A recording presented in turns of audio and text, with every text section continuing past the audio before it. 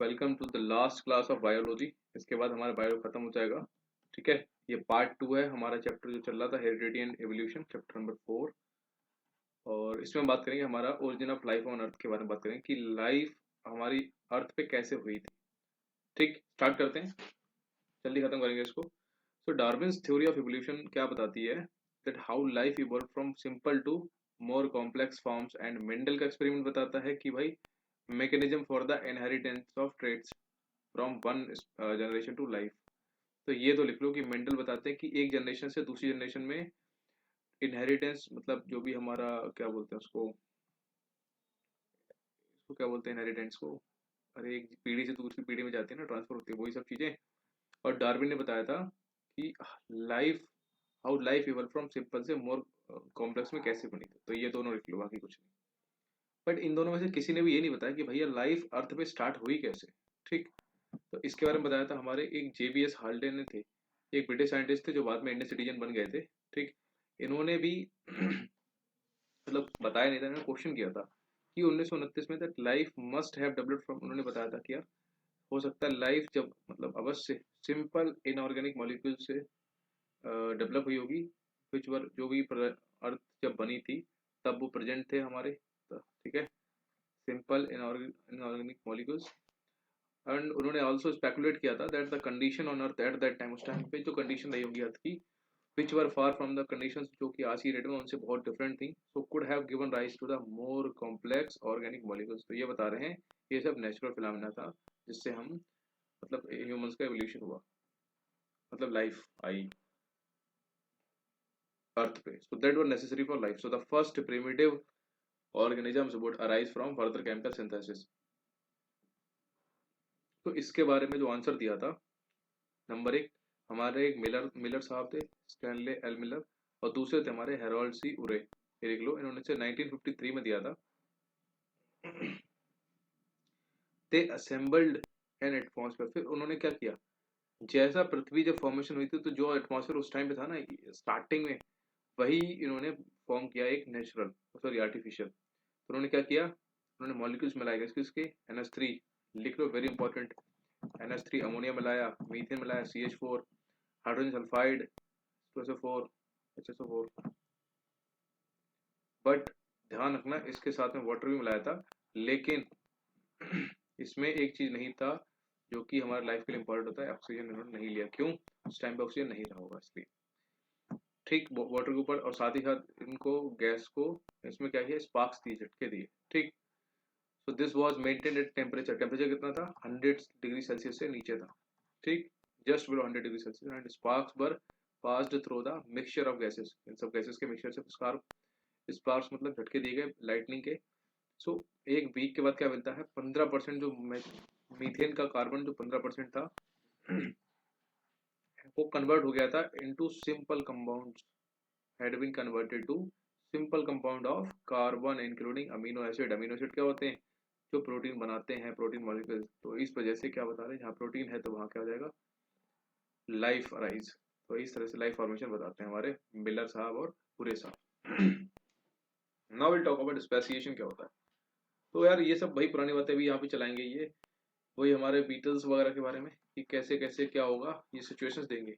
अब यहाँ पे मैं आपको बता दूं, ये जो कहानी उन्होंने लिख रखी है इसका कोई ज्यादा इंपॉर्टेंस नहीं है, इसका भाई है कि जैसे कॉन्टिनेंट था हमारे, अभी कितने कॉन्टिनेंट है, 7 कॉन्टिनेंट्स हैं। तो जैसे उस टाइम पे क्या था, चाइना इधर, मतलब सॉरी एशिया इधर था, अमेरिका इधर, ठीक है, अफ्रीका इधर, ऑस्ट्रेलिया एकदम नीचे, पर यूरोप वगैरह वगैरह। तो ये बताता है कि यार जैसे ये बीटल्स, मतलब हम लोग जो बहुत छोटी छोटी एक रहते हैं ना लोग एक कॉन्टिनेंट में, हम लोगों को बता दिया हम बीटल हैं। ठीक है, यूरोप वाले, एशिया वाले, अफ्रीका वाले, ऑस्ट्रेलिया वाले, सब लोग क्या बीटल्स हैं। अब एक बीटल यहाँ से निकल गई, एक बीटल मान लो यहाँ से निकल गई, जब तक यहाँ पे है बीटल तो एक दूसरे से रिप्रोड्यूस करूंगी करेंगी, मतलब और ज्यादा वेरिएशन नहीं आएगा। लेकिन वेरिएशन बहुत ज्यादा कब आएगा, जब ये निकल के और दूसरे इनमें से एक निकल के आपस में जाके रिप्रोड्यूस करेंगे, तो इससे वेरिएशन ज्यादा तगड़ा आएगा। और ये उन्होंने दिया था, मतलब एक फैक्ट भी है कि सर्वाइवल ऑफ स्पीसीज सबसे ज्यादा कहाँ है, वेरिएशन जितना ज्यादा रहेगा उतना ज्यादा स्पीसीज का सर्वाइवल रहेगा। यही है पूरा कहानी और कुछ भी नहीं। ठीक, तो जितना कहानी है ना, आपने कुछ नहीं क्वेश्चन पेपर आएगा इसमें। ठीक, यहाँ से पढ़ सकते हो, together the process of genetic drift and natural selection will result करेगा in these two isolated sub population of beetles becoming more and more different from each other. क्यों? क्योंकि वो एक दूसरे से जाके आउट ऑफ द टेरेन जाके वो रिप्रोड्यूस कर रही है। ठीक है, so there can be a number of ways by which this can happen. If the DNA change हो जाए, डीएनए चेंज हो जाएगा, if such as a change in the number of chromosome, eventually आपको बताओ 23 क्रोमोसोम होते हैं, pair of chromosome. ठीक, वो टोटल होता है 46, 22 प्लस 1, 1 कौन सा होता है हमारा मेल फीमेल जेनेटिकल वाला, इसमें एक्स वाई होते हैं, मेल में एक्स एक्स होते हैं, फीमेल में, याद है। Eventually so the germ cells of the two groups can not fuse with each other. Germ cells किसमें होते हैं? पॉलन ग्रेन से निकलते हैं, किसमें? स्टेमन प्लांट्स, याद आया कुछ। और a new variation emerges in which green females will not mate with red females but not with, ठीक है ये सब छोड़ो, ये इंपॉर्टेंट है, इवोल्यूशन एंड क्लासिफिकेशन के बारे में बात करें। So based on these principles, जो उन्होंने ऊपर बीटल्स की बात की थी, we can work out the evolutionary relationship of these species we see around us. So it is a sort of going backwards in the time, अगर पीछे जाते हैं, so we can do this by identifying hierarchies of characteristics between species. So in order to understand this process, let us think back to our discussion on the classification of organisms in class 9th. So similarities among organisms will allow us to group them and then study the groups. For this, which characteristics decide more fundamental differences among organisms and which ones decide less basic differences. So what is meant by characteristics anyway? तो देखते हैं भैया, characteristics क्या है? Are details of appearance or behavior. Characteristics को बोलते हैं details of appearance, कैसा दिखता है या फिर उसका behavior कैसा है. In other words, a particular form of a particular function. Characteristics किसी, जैसे तुम्हारा characteristics क्या है? Like you are very good guy, like हमेशा स्माइल करते हो, तो ये तुम्हारे characteristics है. ठीक, so that we have our 4 limbs, हमारे पास क्या है? 4 limbs हैं, is thus a characteristics. That plants can do photosynthesis is also characteristic. तो पेड़ों का characteristic यानी कि गुण है, that they can do photosynthesis यानी कि प्रकाश संश्लेषण. ठीक, अब बात करते हैं, some basic characteristics will be shared by most organisms. So the cell is the basic unit of life in all organisms. आपको पहले बता चुका हूँ सेल चैप्टर में.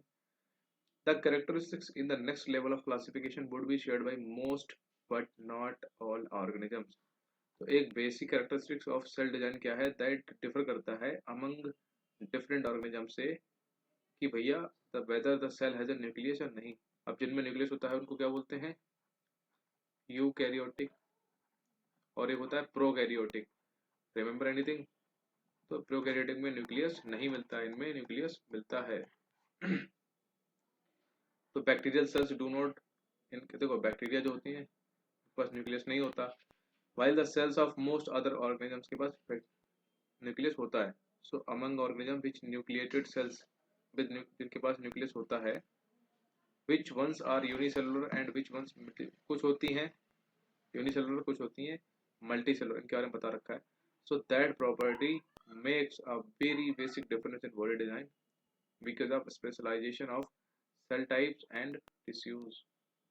So among multicellular organisms, whether they can undertake photosynthesis or not will provide the next level of classification. ठीक, among the multicellular organisms that cannot do photosynthesis, बहुत से ऐसे multicellular organisms हैं जो प्रकाश संश्लेषण नहीं कर सकते, whether the skeleton is inside the body or around the body, चाहे skeleton हमारी अंदर हो बॉडी के या बाहर हो, will mark another fundamental design difference. So we can see that even in these few questions, ठीक है, hierarchy is developing. इतना important है नहीं यार. The more characteristics two species will have in common, the more closely they are related, and the more closely they are related, the more recently they will have had a common ancestor. An example will help a brother. ठीक है, so कुछ भी नहीं. Tracing evolutionary relationship को trace कैसे किया उन्होंने? So when we try to follow evolutionary relationship, how do we identify the characteristics? ठीक है, they are identified common ancestor. Consider the fact that mammals के पास होते हैं 4 limbs, as do birds. पक्षियों के पास भी, रेप्टाइल्स के पास भी, एम्फीबियस के पास भी. The basic structure of the limbs is similar, though it has been modified to perform different functions in various vertebrates. Such a homologous characteristics help करता है to identify our evolutionary relationship between apparently different species. हालांकि all similarities simply in organ shape are not necessarily because of common ancestry. देखते हैं. Birds and bats have wings. हमारे चिड़ियों के पास भी पंख होते हैं और चमगादड़ों के पास भी. But squirrels यानी कि गिलहरी and lizards don't have. So are birds and bats more closely. तो इसका मतलब हुआ कि चिड़िया और चमगादड़ ज़्यादा क्लोजली हैं and than to squirrel और lizard से. So before we jump to this conclusion, देखते हैं भैया. Let us look at the wings of birds and bats more closely. So when we do that, we find that the wings of bats are skin folds. जो चमगादड़ के जो हमारे पंख होते हैं ना वो स्किन फोल्ड होते हैं, उनकी स्किन फोल्डेड होती है, stretched mainly between elongated fingers के साथ साथ. ठीक, ये बैट का है, देख लो बीच में से झिल्ली लगी होती है सभी में. But the wings of birds are feathery होते हैं, covering all along the arm. So the designs of the two wings, their structure and components are thus very different, and they all look similar because they have a common use for flying, but their origins are not common. This makes them analogous characteristics rather than homologous characteristics. So it would now be interesting to think about whether birds' arms and bat arms should be considered homologous or analogous. Fossils वही है, study कर सकते हैं इन चीज को, जो पुराना material बचा हुआ है. ट्री ट्रंक का फॉसिल, इनहेरिटेंस, अमोनी रेट.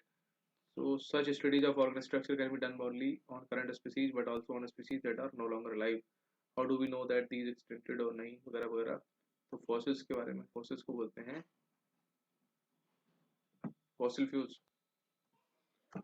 देखो ये बता रहे हैं ऑर्गेनिज्म फॉसिल्स कैसे बचे भैया. यूजली व्हेन जब क्या होता है, कोई ऑर्गेनिज्म मर जाता है तो देयर बॉडीज विल डिकम्पोज हो जाती हैं एंड बी लॉस्ट. ठीक. So but every once in a while का हुआ the body or at least some parts may be in an environment that does not let it decompose completely. Body का कुछ ना कुछ पार्ट होता है जो डिकम्पोज नहीं होता है. ठीक.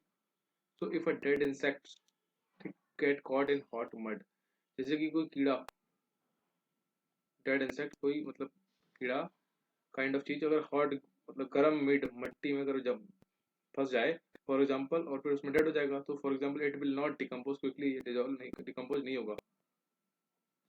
और धीरे धीरे मिट्टी क्या होगी, जैसे ठंडी हो जाएगी वैसे वैसे क्या हो जाएगी, हार्डन होती जाएगी एंड रिटेन करेगी the impression of the body parts of the insect. तो उस इंसेक्ट का बॉडी पार्ट रह जाएगा. All such preserved traces of living organism called, इनको बोलते हैं फॉसिल्स.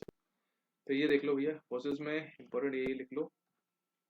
ट्री ड्रिंक हो गया, इधर हमारा फॉसिल्स में हुआ इनवर्टिब्रेट जिनको बोलते हैं अमोनाइट, ट्राइलोबाइट जिसको इनवर्टिब्रेट बोलते हैं फॉसिल्स. ठीक. फिश जिसको नाइटिया कहते हैं, फॉसिल्स डायनासोर वगैरह की खोपड़ी है तो उसको बोलते हैं राजासुरास, इनके नाम है. Various kinds of fossils note the different appearance and degrees of detail and preservation. The dinosaur fossil shown was found only a few years ago in Narmada valley में मिला. ये देखते हैं इसके डिटेल दे रखा है. So how do we know how old the fossils are? कितने पुराने हमें कैसे पता लगा? So there are two components to this estimation. One is relative. Number एक क्या है कि if we dig into the earth, अगर हम जमीन में गड्ढा खोदें and start finding fossils को ढूंढना अगर शुरू करें, so it is reasonable to suppose that the fossils we find closer to the surface are more recent than the fossils we find in deeper. अब मान लो ये अर्थ है, ऊपर सबसे ऊपर लेयर ये वाली है, हमने गड्ढा खोदना शुरू किया तो सबसे ऊपर मिलेगा वो हमारी जस्ट पहले वाली पीढ़ी का होगा, उससे नीचे मिलेगा वो हमारी पीढ़ी से पहले पीढ़ी का होगा, उससे पहले थोड़ा और पुराना होगा, तो जो एक्सट्रीमली नीचे मिलेगा ना वो सबसे पुराना होगा. ठीक, यही बता रहा है. So it is reasonable to suppose. Okay, so the second way of dating, अब दूसरा वे किस तरह से पता लगा सकते हैं ये फॉसिल्स कितना पुराना है, is by detecting the ratios of different isotopes of the same element in the fossil. So isotopes, remember, समस्थानिक. केमिस्ट्री में बता था आपको इनका प्रॉपर्टीज कौन सा, इनके हमारे एटॉमिक नंबर सेम रहेंगे जबकि हमारा एटॉमिक मास होगा डिफरेंट करेगा इसमें. और समस्थानिकों के जो फिजिकल गुण होते हैं, फिजिकल कैरेक्टरिस्टिक्स, वो डिफरेंट होते हैं और इनके रासायनिक गुण सेम होंगे। ठीक, बस यही है। So it would be interesting to find out how exactly this matrix works. Let's देखें भैया, how do fossils from layer by layer? Let us start 100 million years ago. Some invertebrates on the seabird died. ठीक, ये वाले and are buried in the sand. So more sand accumulate हुई बाद में and sandstone भरे pressure की वजह से। ठीक, अब millions of year later क्या हुआ? Dinosaur living in the area वो मर गए एंड उनकी body too are buried in mud. तो उनकी जो बॉडी थी उसके ऊपर अब आ गया डायनासोर की बॉडीज। ठीक, this mud is also compressed into rock में मिल गई मिट्टी में अब the rock containing the earlier invertebrate fossils. Again millions of years later जब bodies of horse like creatures dying in the area are fossilised in rocks these are earlier rocks. फिर उसके ऊपर आ गए हमारे घोड़े। ठीक है, मच लेटर बाई इरोजन और वाटर। तो सबसे नीचे हमारे जो समुद्र वाले हो गए, फिर डायनासोर, फिर घोड़े। So much later by erosion or water flows veers away some of the rock and exposes the horse-like fossils as we dig।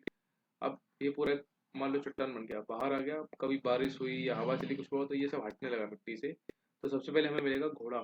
ठीक, यानी कि सबसे पहले का है, मतलब अभी सबसे रिसेंट का है। उसके बाद मिलेगा आपको डायनासोर। तो मतलब घोड़े से पुराने रहेंगे डायनासोर और ये रहेंगे सबसे पुराने, ऐसे करके बता रखा है लेयर। ठीक है, evolution by stages कैसे हुआ? So a question that arises here is if complicated organs such as the eye जैसे कि आँख are selected for the advantage they provide, so how can they be generated by a single DNA change? So surely such complex organ will be created bit by bit over generations, but how can each intermediate changes they selected for? So there are a number of possible explanations. Even an intermediate stage such as rudimentary eye can be useful to some extent.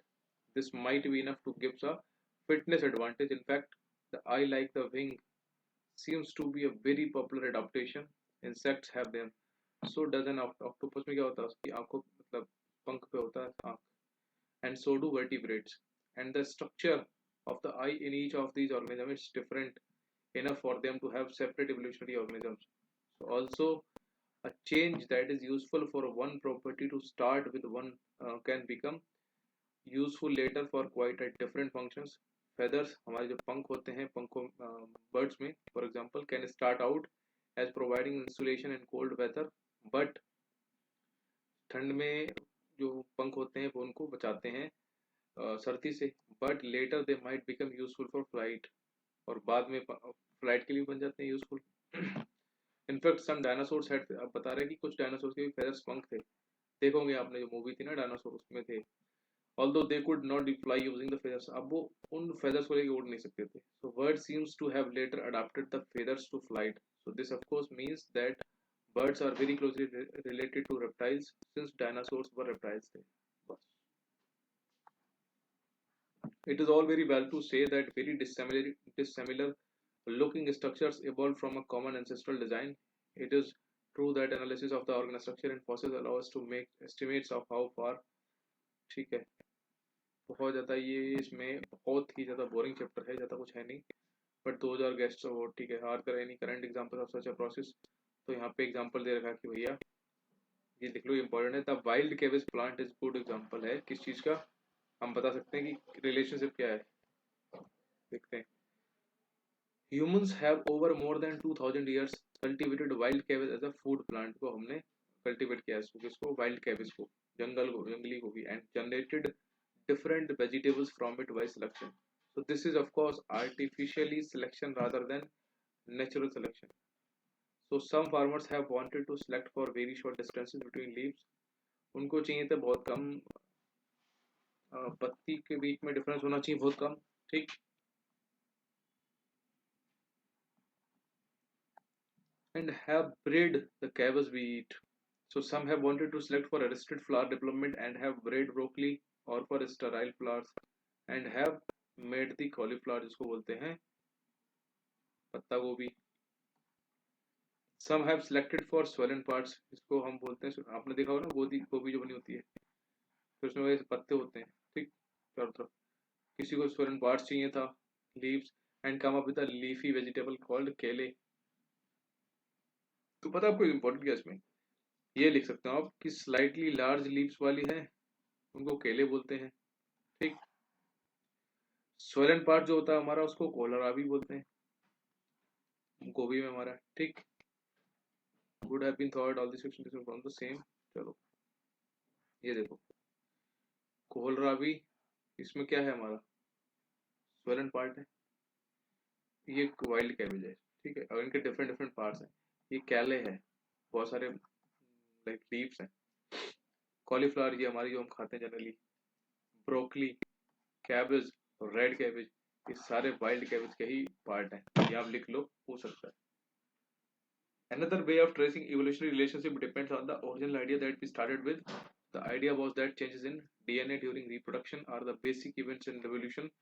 So, if that is the case, the comparing the DNA of different species should give us a direct estimate of how much the DNA has changed during the formation of these species. So, this method is now extensively used to define evolutionary relationships. Molecular polyphylogeny सुन लो वापस। We have been discussing how changes in the DNA during cell division would lead to changes in the proteins that are made from this new DNA. So another point that has been made is that these changes would accumulate from one generation to the next. So could this be used to trace the changes in DNA backwards in the time and find out where each change diverged from the other? So molecular phylogeny does exactly this. This approach is based on the idea that organisms which are more distant relatively will accumulate a greater number of differences in their DNA, such as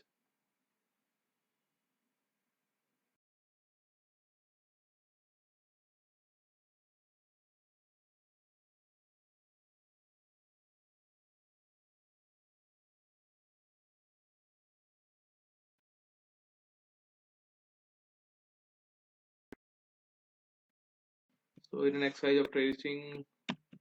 छोड़ो यार, आप लोगों को फालतू में मैं कर रहा हूँ। कुछ नहीं, आप चाहो तो उसको रोक के पढ़ लो, कुछ है नहीं। In fact there is no real progress. Its idea of human evolution कैसे हुआ सब पता है आपको, कुछ भी नहीं है। सही में बहुत बोरिंग चैप्टर है, आई टेल यू। बहुत ही बेसिक क्वेश्चन आते हैं, इससे नहीं तो नहीं आते। आप बस एक बार पढ़ लेना, ठीक है। अब भाई जो मैंने आपको पहले बताया था ना कि कैसे कैसे कहाँ पे किसका एवोल्यूशन हुआ। The migrant slowly spread across planet from Africa से West Asia, then to Central Asia, Eurasia, South Asia. ठीक। East Asia, they travel down the islands of Indonesia, Philippines, Australia, and they cross the Bering straight.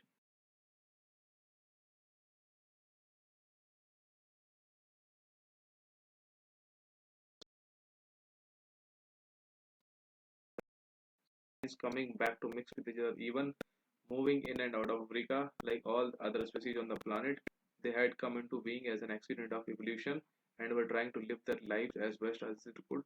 तो यहाँ पे यही था कि जो African थे ना हमारे, not only that, regardless whether we have lived for the past, we all come from Africa, that is important यहाँ पे लिखना है उसको। हम लोग कहाँ पे, हमारा एवोल्यूशन कहाँ हुआ था, अफ्रीका में हुआ था। The earliest members of the human species, जिसको बोलते हैं होमो सेपियंस, ठीक है, ह्यूमंस को बोलते हैं, कैन बी ट्रेस्ड देयर, कहाँ पे, अफ्रीका में। So our genetic footprints can be traced back to our African roots a couple of thousand years ago. Some of our ancestors उन्होंने अफ्रीका छोड़ा, while कुछ वहीं रह गए तो कुछ बाहर निकल गए, कैसे करके वो नीचे पड़ चुके हैं। ठीक, खत्म हमारा चैप्टर।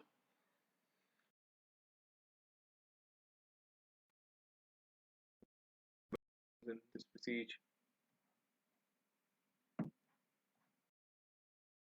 मतलब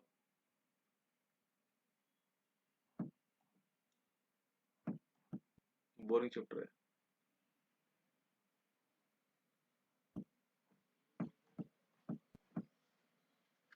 चलो यार, no problem, nothing is important. End of bio now. Enjoy करो, इसी को रिवाइज करो 2-3 बार। पहले के चैप्टर जाते हैं पढ़ने, इसको बस एक बार चले जाओ, बाकी कुछ नहीं, ठीक है। चलो विद दिस आप लोग भी बस बचे रहो, ध्यान रखो अपना, and good night, bye bye.